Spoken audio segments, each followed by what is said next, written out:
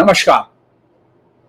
Dhirendra पुंडी news point में आप सभी का एक बार फिर से स्वागत है। कांग्रेस इस वक्त जहां अपने आप को सबसे मजबूत महसूस कर रही है वो राज्य है केरल। जो आने वाले 5 राज्यों में चुनाव है उसमें से केरल को कांग्रेस अपने हाथ में मान रही है और निकाय चुनाव की जीत ने उसको ये भरोसा भी दिलाया है। लेकिन बिहार चुनाव के रिजल्ट से पहले एक दिन मैं भाऊ तोरसेकर का इंटरव्यू ले रहा था तो उन्होंने तब तक रिजल्ट नहीं आए थे, यानी नतीजे नहीं आए थे। उससे पहले भाऊ ने कहा कि राहुल गांधी उसमें तालाब में कूद कर ये देख रहे हैं कि इस गठबंधन को कितने गहरे पानी में डुबोना है, और वो चुनाव के रिजल्ट ने साबित की थी। तो कुछ कुछ जब ये बातें आपको समझ में आती हैं तो कुछ ऐसा ही वहां कांग्रेस के लोग महसूस कर रहे हैं केरल में, क्योंकि राहुल गांधी एक आसान जीत को अपने घमंड के चलते कहीं खो ना दें, ये सवाल हो रहा है। क्योंकि कल यहाँ दिल्ली में एक बहुत बड़ी मीटिंग थी।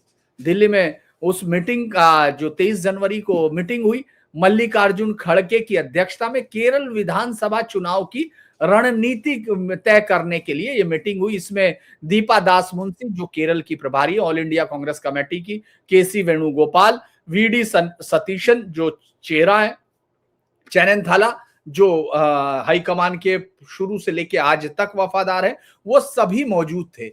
लेकिन शशि थरूर गायब थे। शशि थरूर के कार्यालय का बयान आया, जो इतनी बड़ी मीटिंग है जो पहले से तय थी, उसका बयान आया कि कोझिकोड में केरल लिटरेचर फेस्टिवल में शशि थरूर का एक पूर्व निर्धारित कार्यक्रम है।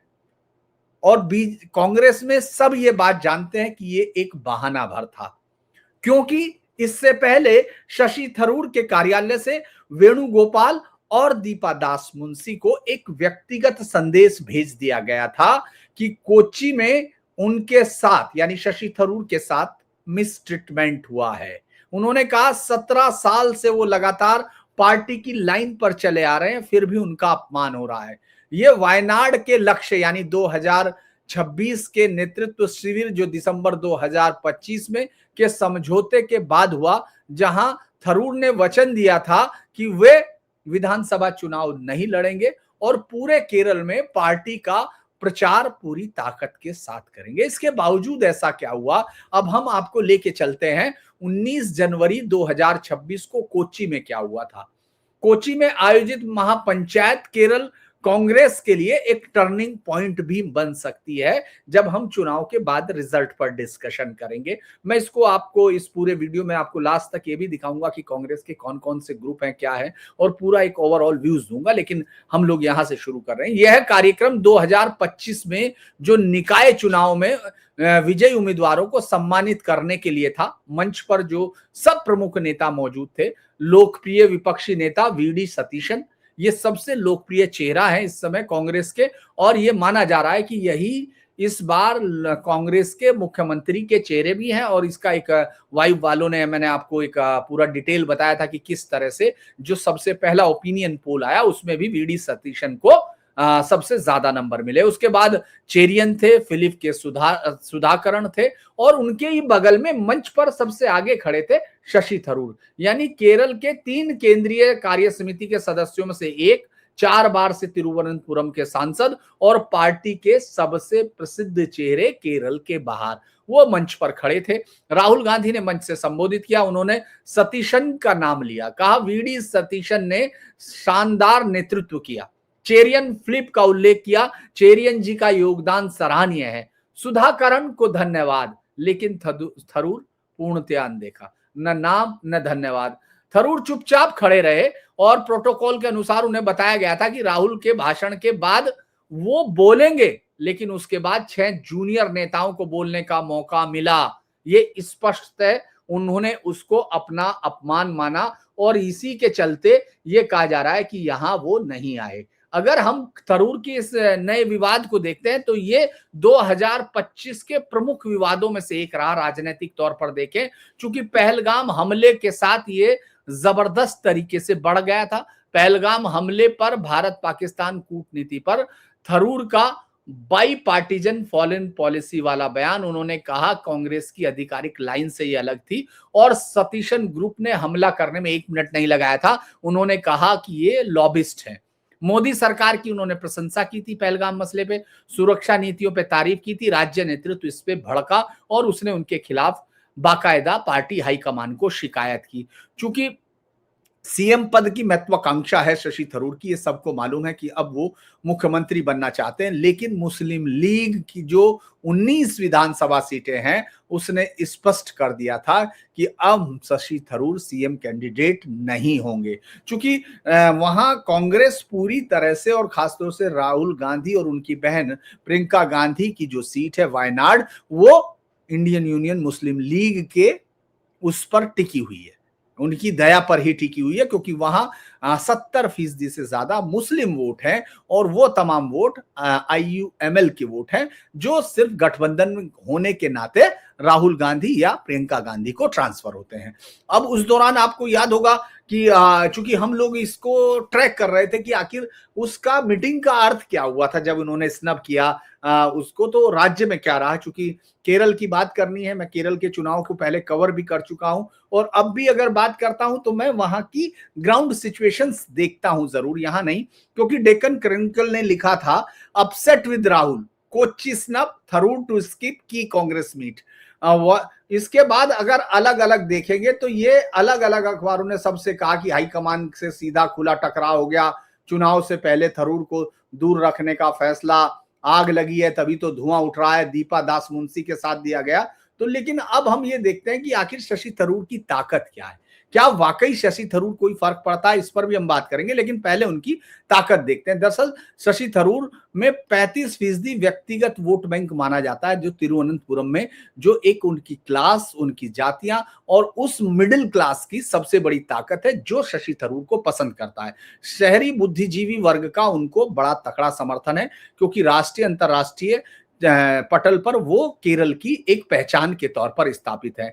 2024 में यूडीएफ को जो 19 सीटों पर जीत मिली थी उसमें लगभग सभी पर शशि थरूर ने अपना प्रचार किया था। लेकिन उनकी सबसे बड़ी कमजोरी क्या मानी जाती है वहां पार्टी में, केरल में क्यों उनको मुख्यमंत्री के तौर पर नहीं देखा जाता, क्योंकि ग्रामीण वोट बैंक शून्य है, उनको ग्रामीण में नहीं है। मुस्लिम लीग जो 27% वोट बैंक है वो कंप्लीटली उनके खिलाफ खड़ा है जब से वो है। SNDP जो योगम है, जो 10% हिंदू वोटों का जो पार्टी लेती है, उसका भी वो असहज है, आउटसाइडर इमेज है उनकी कि साहब वो कोलकाता में है और उनकी जो सर्विस है सिविल सर्विस का, वो भी उनकी बैकग्राउंड उनको बहुत ज्यादा जबरदस्त तरीके से देखने नहीं देती। और उनको केंद्र को क्यों ताकत मिल रही है, क्यों ऐसा लग रहा है कि राहुल गांधी ये सब कर पा रहे हैं, क्योंकि 2025 के निकाय चुनाव में तिरुवनंतपुरम कॉरपोरेशन यूडीएफ ने जीत लिया। बिना यूडीएफ माफ कीजिएगा, तिरुवनंतपुरम कॉरपोरेशन में पहली बार हार हुई और उससे पार्टी को लगा कि पार्टी उनके अलावा भी जीत सकती है। तिरुवनंतपुरम में आपको मालूम है बीजेपी ने बहुत बड़ी जीत हासिल की, रहा था कि इनको अब कांग्रेस को ही आना चाहिए था लेफ्ट के बाद, जो नहीं आया। इससे भी राहुल गांधी नाराज हुए कि उनको लगा कि कहीं अंदर खाने इसने मदद ना की हो, शशि थरूर के कैंप ने बीजेपी के कैंप की मदद ना की हो। चूंकि अब ये अप्रैल में विधानसभा चुनाव होने हैं और वहां एलडीएफ से कड़ी टक्कर मिल रही, जबकि जीत उनको आसान लग रही थी और भाजपा का हिंदू वोट बैंक जो है बंटवारा कर सकता है। तो इसीलिए थरूर का असंतोष पार्टी के लिए खतरा भी होता है। अब ये इस पर बहुत ज्यादा चूंकि इंतजार किया जा रहा है, वो सब चीजें किया जा रहा है कि क्या किया, क्या थरूर को पार्टी से निकाला जाए, नहीं निकाला जाए। तो इसमें आपको क्या लगता है कि वो पार्टी से निकालने की नीति क्यों नहीं बन पा रही? अब उस पर बात करते हैं कि अगर कांग्रेस से निष्कासित होते हैं वो, ये देखते हैं। इसीलिए मैं कह रहा हूं कि राहुल गांधी अपनी पार्टी की जीत की गुंजाइश को ऐसे समय पर खत्म कर रहे हैं जहां लड़ाई एकदम शुरू हो चुकी है। यानी वो अपने जीत के लिए जो अपना ही एक योद्धा है जिसको पहचाना जाता है, जो उनके क्षेत्र का वो कहा जाता है, उनके टीम का है और एक चेहरा है, उसको अगर आप एंड टाइम पर युद्ध भूमि से अपने खेमे से बाहर निकालते हैं तो कुछ भी नहीं हो, तो सबसे पहला असर तो नैरेटिव उसका ही होता है। हालांकि कांग्रेस पिछले कुछ समय से ये मैसेज दे रही है स्टेट में कि शशि थरूर हमारे साथ नहीं है, शशि थरूर हमारे साथ नहीं है, लेकिन इसके बावजूद भी वो पार्टी में है, सांसद है शशि थरूर का संभावित निष्कासन है वो क्या करता है, डाटा में हम लोग देख सकते हैं। प्रतीकात्मक रूप से ये हाईकमान बनाम लोकप्रिय सांसद की जंग के तौर पर दिख रहा है। वास्तविक रूप में 10 विधानसभा की शहरी सीटें हैं जिन पर 3 से 5% वोटिंग डिप का खतरा है। और ये अगर आप देखेंगे तो स्थानीय जो अलग अलग एक्सपर्ट्स हैं उनकी राय के मुताबिक है। ग्रामीण वोट बैंक जो उनका यूडीएफ का 70% वोट बैंक जो है वो ग्रामीण वोट बैंक है, तो इसीलिए वो इंटैक्ट है, उस पर बहुत असर नहीं दिखता। तो क्या थरूर को अगर निकालते हैं तो क्या हो सकता है? क्षेत्रवार हम लोग देखेंगे। तिरुवनंतपुरम में जो सबसे बड़ा नुकसान हो सकता है पार्टी को वो होगा, क्योंकि वहां 13% वोट बैंक 35% ऐसा है जो शशि थरूर के अपने भी उस पर आता है। यहां 5 से 7% वोट लॉस पूरा माना जा रहा है। विकल्प है सुधाकरन जो उन्हीं की पार्टी के हैं। एर्नाकुलम में यह कहा जा रहा है कि यह मध्यम प्रभाव होगा और 3 से 4% वोट बैंक का लॉस हो सकता है। यहां विकल्प हरण्या है। कोझिकोड में यह माना जा रहा है यहां निम्न है, फिर उसके बाद कोटायम में बिल्कुल निम्न है, और ग्रामीण क्षेत्र की जो 120 सीटें है उस पर कोई असर नहीं। इसीलिए ये राहुल गांधी लगातार इस बात पर विचार कर रहे हैं, बार बार लोगों से राय ले रहे। केसी वेणुगोपाल को कहा जा रहा है, लेकिन पार्टी के दूसरे फैक्शन ऐसे समय में जब सत्ता हाथ में आने वाली हो, 10 साल हो गए हो और वहां भी अगर ऐसे से चले जाए तो वो सावधानी बरतने की बात कर रहे हैं, लेकिन राहुल अभी इसको मान नहीं रहे हैं। अगर हम देखते हैं तो बहुत सारे जो एक्सपर्ट्स हैं वो क्या कह रहे हैं, इसको देखते हैं कि ससुर की वो माफ कीजिएगा थरूर की स्वार्थी इमेज है, कांग्रेस बिना उनके जीती है, ये 2025 के निकाय चुनाव ने साबित किया है। तिरुवनंत कॉर्पोरेशन में यूडीएफ ने काफी वोट हासिल किए हैं। ग्रामीण वोट बैंक नायर क्रिश्चियन मजबूत है, इसीलिए शशि थरूर का प्रभाव सीमित है। एक और जोसेफ सी मैथ्यू है, उनका जो विश्लेषण है वो बड़ा इंटरेस्टिंग है। उन्होंने कहा शहरी बुद्धिजीवी बेस है, आईटी प्रोफेशनल और एनआरआई पर इनका असर है। तिरुवनंतपुरम में लगभग 3.5 लाख वोटर इससे प्रभावित हो सकते हैं, लेकिन मुस्लिम लीग यानी 19 सीटें 27% वोट थरूर विरोधी हैं, इसीलिए ये थोड़ा सा इनको निकालना कांग्रेस के लिए असहज करने वाली स्थिति है। और थरूर के बिना ही यूडीएफ जो है तिरुवनंतपुरम कॉर्पोरेशन में रहा, तो इसीलिए वो उनको लगता है कि अब उसकी बहुत जरूरत नहीं है। लोकसभा 2024 में यूडीएफ ने 19 सीटें बिना थरूर के कैंपेन के जीती हैं। निकाय चुनाव में 29.17 जो वोट मिला है, वोट शेयर उनका है, वो बिना शशि थरूर के मिला है। तो इसीलिए केरल में करो मरो की लड़ाई में एक दो एक्सपर्ट ने कहा है कि ये करो मरो की लड़ाई है, इसमें अगर ये हटाते हैं तो जो शहरी है ये निष्कासन वाला, उससे जरा दिक्कत हो सकती है। अगर हम लोग चुनावी गणित को देखते हैं तो पिछली बार में और इस बार में अंतर कितना है, विधानसभा सीटों पर देखेंगे 41 सीटें ऐसी थी जो यूडीएफ की थी, 29.5 वोट बैंक है एलडीएफ का, 25.2 और यूडीएफ का माफ कीजिएगा 24 यूडीएफ को 37.2 वोट 2024 लोकसभा में मिला, और निकाय चुनाव में इनको 29.17 मिला, जो महज थोड़ा सा ही वोट आगे है किससे, एलडीएफ से। तो इसीलिए ये बहुत इंपॉर्टेंट चीज है। शहरी क्षेत्रों में 10 सीटों पर अगर ये लॉस होता है तो ये पूरी कांग्रेस की जीत की उम्मीदों को गिरा सकता है। कि क्या बीजेपी में अगर ये भी वहां बहुत जबरदस्त तरीके से इस समय केरल में चल रहा है कि अगर शशि थरूर बीजेपी में जाते हैं तो क्या होता है। तिरुवनंतपुरम में वर्तमान में 23% है, ये 28 से 30% तक जा सकता है थरूर प्लस बीजेपी मिला के। एर्नाकुलम में एनडीए 18% है, ये 22% जा सकता है। यानी जो यूडीएफ की जो रिएक्शंस होगी, जो नुकसान होगा उसका क्या होगा कि एंटी इनकम्बेंसी जो पिनरई विजन के खिलाफ है उससे वो रिकवर कर सकते हैं। ये बहुत ही बड़ा है, चूंकि इससे पहले इसका मैं पैरेलल आपको बता रहा हूं इतिहास से। 2001 में एंटोनियो मेनेस्सो ने कांग्रेस विभाजन हुआ था तो यूडीएफ को 5% का लॉस हुआ था और उसी के चलते एलडीएफ की सरकार बन गई थी। 2016 में ओमन चांडी वर्सेस चैनथला गुटबाजी चली थी, 10 सीटें चली गई थी। और यूडीएफ में अगर हम लोग वोट बैंक देखते हैं, उसका 41% वोट बैंक अगर देखते हैं, नायर 19% है, स्थिर वोट है, ईसाई 19% स्थिर वोट है, और मुसलमान जो है 27% लीग का कंट्रोल है। ये उनका वोट बैंक का एक कोर माना जाता है। थरूर का प्रभाव क्या है कि शहरी नायर में 3% का लॉस हो सकता है, बुद्धिजीवी 2% लॉस हो सकते हैं और एनआरआई युवा 1% लॉस हो सकता है। तो इसीलिए कहा जा रहा है कि ये सबसे बड़ी दिक्कत है। लेकिन जैसे ही थरूर का निष्कासन होगा, यूडीएफ समर्थक है एसएनडीपी, लेकिन वो बीजेपी की तरफ झुक सकती है, क्योंकि 2025 के जो निकाय चुनाव हैं, एसएनडीपी ने 8 ग्राम पंचायतों में बीजेपी को समर्थन दिया है। तो ये बहुत ही जबरदस्त तरीके से एक बड़ा चुनाव हो सकता है। अब हम लोग इसको अगर देखें कि केरल में कांग्रेस के गुटों में क्या चल रहा है, राहुल गांधी सिर्फ इसी से परेशान नहीं है, उनको सिर्फ यही एक प्रॉब्लम नहीं है, और क्योंकि ऐसे में वो और बड़ा एक नया गुट खड़ा कर देंगे, क्योंकि केरल में 1980 से आज तक गुटबाजी की राजनीति है। इस समय 5 गुट वहां चल रहे हैं। चूंकि केरल के बाहर इन लोगों को इस राजनीति का वहां गहराई से मालूम नहीं है, इसीलिए मुझे लगता है कई बार कि हम उस पर बात करें। नॉर्दर्न इंडिया की पॉलिटिक्स हम रोज डिस्कस करते हैं। तो मुझे पहला गुट जो सबसे शक्तिशाली गुट है, जिसको आप ए गुट कह सकते हैं, वो है वीडी सतीशन का। ये विपक्ष के नेता भी हैं, युवा कार्यकर्ता, और कोझिकोड अनंतपुरम बेल्ट में ये बहुत ताकतवर हैं, बाकी तमाम पार्टियों से भी अलग करते हैं। और अगर वाइब वोट का जो ओपिनियन पोल था, उसमें 22 से 24% वोट इनको मिलते हैं। रणनीति आक्रामक एंटी एलडीएफ है और एंटी पिनरई विजयन है।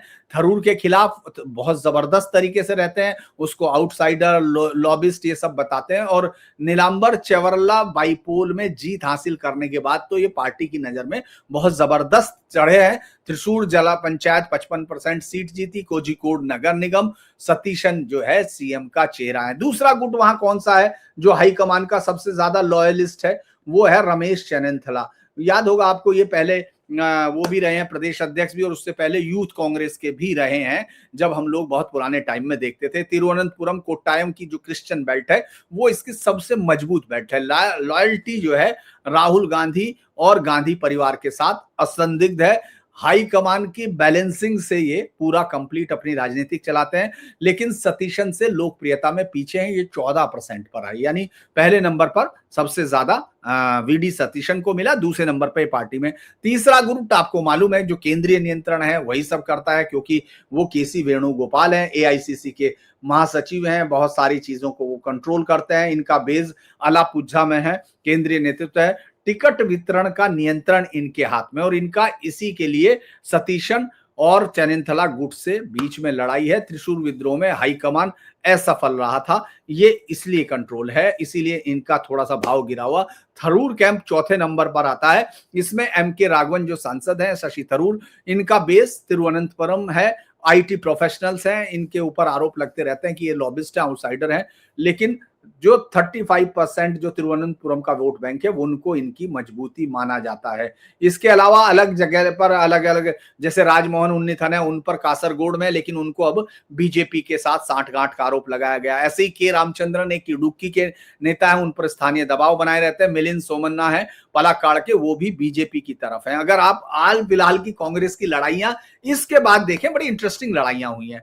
त्रिशूर में विरोध हुआ, क्योंकि मट्टाथूर जीपी में मैंने आपको बताया था कि वहां 8 कांग्रेसी थे जो सीधे बीजेपी में, यानी अध्यक्ष बीजेपी समर्थित बना। ये लड़ाई का नुकसान हुआ।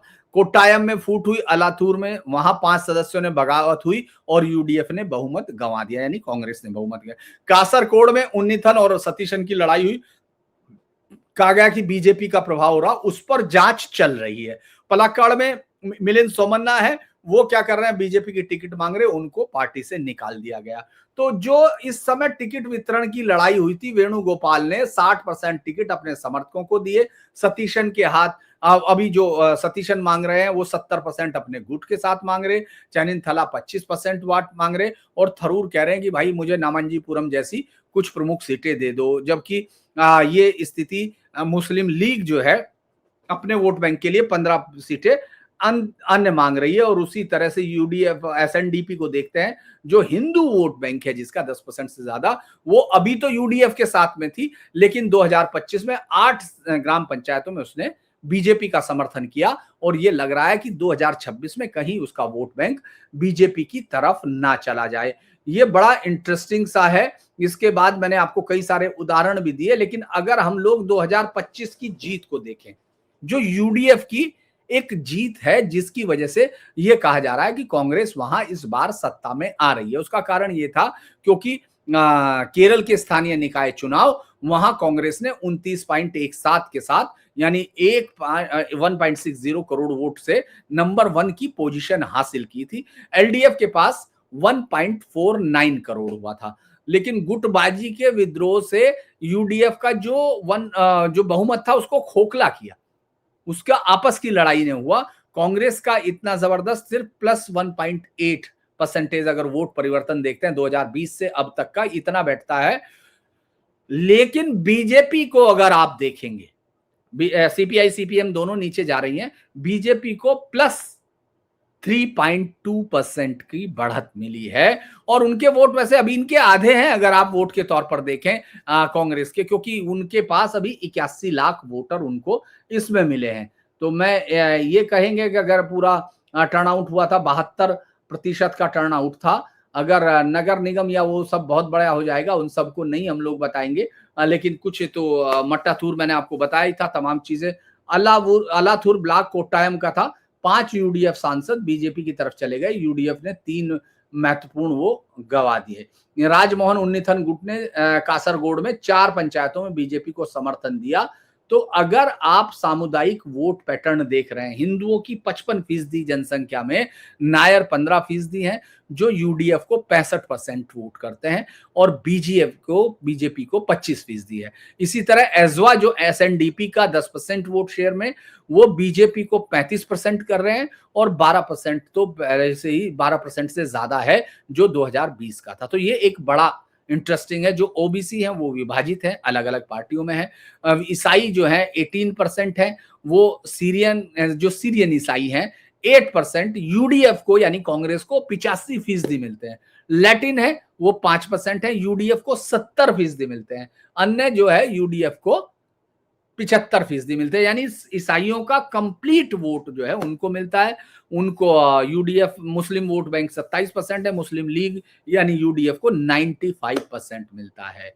तो वो अन्य में भी उसी को जाता है। तो ये आप कह सकते हैं कि ये वोट बैंक अभी उनके साथ इंटैक्ट खड़ा है। अगर हम लोग एक दो आपको बता दें जिलावार, उसको करने की बहुत ज्यादा जरूरत नहीं है कि जो बीजेपी का उभार है वो खतरे की घंटी कहां कहां है, ये हम लोग भी थोड़ा बता के फिर इसको खत्म करेंगे। तिरुवनंतपुरम में 17.2% इनका वोट बैंक था, जो अब 23.1 हो गया, यानी 5.9 का बढ़त है। एर्नाकुलम में 15.4 से 19.8 हो गया, यानी 4.4% है। एसएनडीपी का समर्थन उनको ऐड हो रहा है। सबरीमाला फैक्टर से नायर समुदाय में बीजेपी को 25% समर्थन मिल रहा है। ये बड़ा दिलचस्प है। एलडीएफ की जो सबसे बड़ी कमजोरी क्या है कि उनको एंटी इनकम्बेंसी इस समय झेलनी पड़ रही है। पर्यावरण नीतियों में उनको जो उन्होंने लॉस बनाए, उन सब में पैसे को लेकर घपलेबाजी पर पूरी पार्टी सरकार पर आरोप है। महिला आरक्षण को लेकर बार बार की सांप्रदायिक तौर पर भी उन पर आरोप लग रहा है, उसको देखा। +2 की उम्र जो है एडमिशंस की, उस सब में लेकर एक बड़ा विवाद वहां खड़ा हुआ, और वो कोझिकोड, तिरुवनंतपुरम और कोल्लम में हार गई है। तो ये उसको कमजोर कर रहा है। यूडीएफ की जो सफलता है वो पूरी तरह से ईसाई चर्च, कोट्टायम, पथानमथिट्टा, नगर अभियान, शहरी मध्यम वर्ग, ये तमाम लोग जो है पूरी तरह से यूडीएफ के साथ है। अगर हम इसको 2026 का मिशन देखते हैं तो एलडीएफ ने के 5 विवाद मैंने आपको बताए, वो पूरे के पूरे विवाद हैं, और इन सब में सतीशन को सबसे बड़ा वो किया जा रहा। तो आज के लिए मुझे लगता है इतना ही है। हम लोग और भी बड़ा कर सकते थे, लेकिन मुझे लगता है कि अब आपको केरल की राजनीति में शायद इतनी ज्यादा दिलचस्पी है या नहीं, ये तो वीडियो से ही पता चलता है कि आप कितना लोग लाइक करते हैं, सब्सक्राइब करते हैं, शेयर करते हैं। क्योंकि नॉर्दर्न इंडिया की पॉलिटिक्स से अलग कहीं दक्षिण की राजनीति बड़ी दिलचस्प होती है। उसमें एक एक वोट का और जातियों का समीकरण बड़ा अद्भुत होता है।